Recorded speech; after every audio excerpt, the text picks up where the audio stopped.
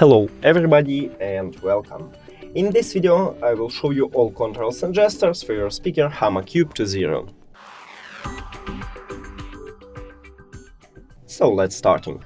You can increase and lower the volume by pressing plus button and minus button just one time. So I press it and I increase the volume, press again and I also increase the volume. Now if I press minus button I will lower the volume. So one time and I just lower it, and one time again and lower it again. You can play and pause the song by pressing play pause button. So just press one time to play the song. Yeah, but sometimes it didn't happen. So just press one time to pause it and press again to play it. Now, if you press and hold plus button for at least 3 seconds, you will play next track. Here we go. And if you press and hold minus button, you will play previous track. And that's it.